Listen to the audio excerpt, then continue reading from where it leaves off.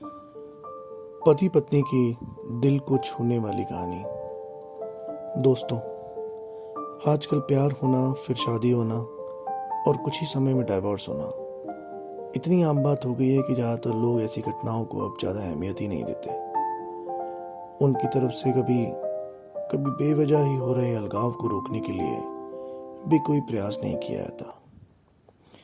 आज की ये कहानी ऐसे ही हो रहे अलगाव की है, जिसे खुद एक पत्नी अपने शब्दों में बता रही है। कहानी जैसे जैसे आगे बढ़ती है तो हम जान पाते हैं पत्नी का नजरिया जो है वो कितना अलग है अपने पति के विचारों से, और कहानी का अंत हमारी आंखें भिगोने में सफल होता है। मेरे पति पेशे से एक इंजीनियर है। मैं उनके स्थिर शांत स्वभाव के लिए उनसे प्यार करती थी, और जब मैं उनके चौड़े कंधों पर अपनी सिर झुकाती थी और मुझे गर्मजोशी और अजीब सा सुकून का एहसास होता था। 3 साल का प्रेमालाप और अब शादी के 2 साल बीतने के बाद मुझे ये स्वीकार करना होगा कि मैं इससे थक गई हूँ। मेरे पहले से प्यार करने के जो भी कारण रहे हों, अब वह मेरी सारी बेचैनी के कारण बन गए हैं। मैं एक भावुक महिला हूँ, और जब रिश्ते और मेरी भावनाओं की बात आती है तो मैं बहुत संवेदनशील हो जाती हूँ। मैं रोमांटिक पलों के लिए उसी तरह तरसती हूँ जैसे कैंडी के लिए तरस रही एक छोटी सी लड़की। मेरे पति मेरे लिए बिल्कुल विपरीत है। उनकी संवेदनशीलता की कमी है, और हमारी शादी में रोमांटिक पलों को लाने में उनकी असमर्थता ने मुझे प्यार के विषय में निराश कर दिया है। एक दिन मैंने आखिरकार उन्हें अपने मन की बात बताने का फैसला किया कि मुझे तलाक चाहिए, और मैंने हिम्मत करके उसे बताया। आखिर क्यों? चौंकते हुए उसने पूछा। मैं थक गई हूं। दुनिया में हर चीज का कोई कारण नहीं होता, मैंने कहा। वे पूरी रात चुप रहा, हर समय हाथ में एक जलती हुई सिगरेट लिए गहरे विचारों में डूबा रहा। इससे मेरी निराशा की भावना और बढ़ती गई, क्योंकि मैं ऐसे आदमी को देख रही थी जो अपनी दुर्दशा को व्यक्त भी नहीं कर पा रहा था। भला मैं उससे और क्या उम्मीद कर सकती थी? और अंत में उसने मुझसे कहा, मैं तुम्हारा मन बदलने के लिए क्या कर सकता हूं? किसी ने सच ही कहा है, किसी के व्यक्तित्व को बदलना मुश्किल है। मुझे लगता है कि मेरे उस पर से विश्वास उठना शुरू हो गया है। उसकी आंखों में गहराई से देखते हुए मैंने धीरे से उत्तर दिया, मैं तुम्हें एक सवाल पूछती हूँ। अगर तुम्हारा जवाब मेरे दिल को मना सके तो मैं अपने विचार बदल दूंगी। मना लो।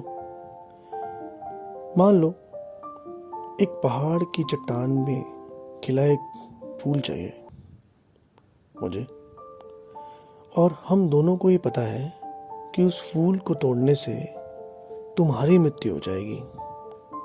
क्या तुम मेरे लिए ऐसा करोगे? उसने कहा, मैं कल तुम्हें इसका जवाब दूंगा। उसकी प्रतिक्रिया सुनकर ही मेरी उम्मीदें धराशायी हो गई। मैं अगली सुबह उठी तो पाया वो चला गया था, और सामने के दरवाजे पर खाने की मेज पर दूध के गिलास के नीचे उसकी खुरदुरी लिखावट के साथ कागज का एक टुकड़ा पड़ा था, जो पढ़े जाने पर ये बातें बयां करता था। प्रिय, मैं तुम्हारे लिए एक फूल नहीं तोड़ूंगा, लेकिन अगर तुम चाहो तो मैं तुम्हें इसके पीछे का कारण बता सकता हूं। यह पहली पंक्ति पढ़ते ही मेरे दिल के हजारों टुकड़े हो गए। फिर भी मैंने पढ़ना जारी रखा। जब तुम कंप्यूटर पर बैठती हो तो तुम हमेशा सॉफ्टवेयर प्रोग्राम को गड़बड़ कर देती हो। अंत में तुम स्क्रीन के सामने बैठकर रोती हो। मुझे अपनी उंगलियों को जिंदा रखना पड़ेगा ताकि मैं प्रोग्राम को पुनर्स्थापित करके तुम्हारे कीमती आंसू बहने से रोक सकूं।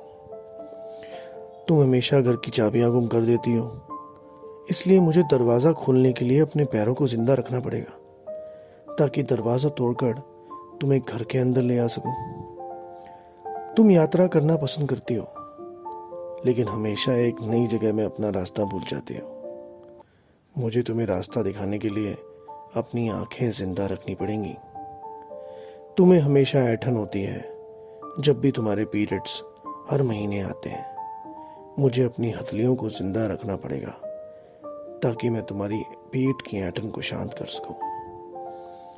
तुम्हें घर के अंदर रहना पसंद है और मुझे पता है कि तुम अंतर्मुखी व्यक्ति हो। तुम्हारी बोरियत को दूर करने के लिए मुझे तुम्हें चुटकुले और कहानियां सुनाने के लिए अपने मुंह को जिंदा रखना पड़ेगा। तुम हमेशा कंप्यूटर और टीवी देखती हो, इससे तुम्हारी आंखों का भविष्य अच्छा नहीं होगा।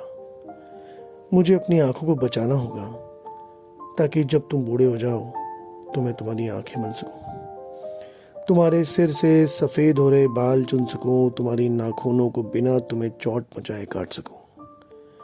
मैं भी समुद्र तट पर टहलते हुए तुम्हारा हाथ पकड़ना चाहता हूं। जैसे तुम धूप और सुंदर रेत का आनंद लेती हो और खुशी से गाने गुनगुनाती हो, उसे मैं अपने कानों से सुनना चाहता हूं। इसलिए मैं अपने कान जिंदा रखना चाहता हूं। जब तुम नहा के निकलती हो तो तुम्हारी भीनी भीनी खुशबू जो महसूस करने के लिए मेरा नाक जीवित होना चाहिए।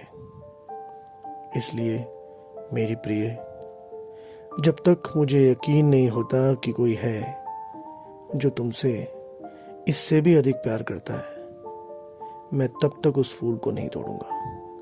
और जिस दिन ऐसा कोई आया जो तुमसे मुझसे भी अधिक प्यार करे, मैं खुशी खुशी उस फूल को तोड़ दूंगा। ये पढ़ते ही मेरी आंसू पात्र पर गिर गए और उसकी लिखावट की स्याही धुंधली हो गई। मैंने उसे पढ़ना जारी रखा।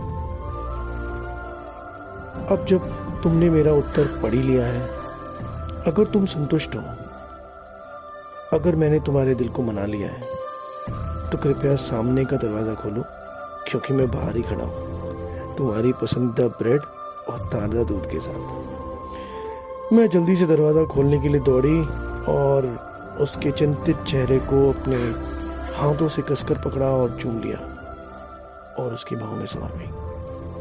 अब मुझे पूरा यकीन हो गया कि कोई भी मुझसे इतना प्यार नहीं करेगा जितना वह करता है, और मैंने फूल को ना ही तोड़ने का फैसला किया। यही जीवन है और प्रेम है।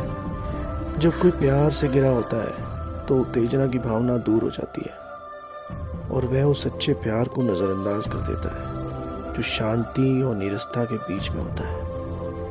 प्यार सभी रूपों में प्रकट होता है, यहाँ तक कि बहुत छोटे और सूक्ष्म रूपों में भी। इसका कभी एक मॉडल नहीं रहा। यह सबसे नीरस और उबाऊ रूप में भी हो सकता है।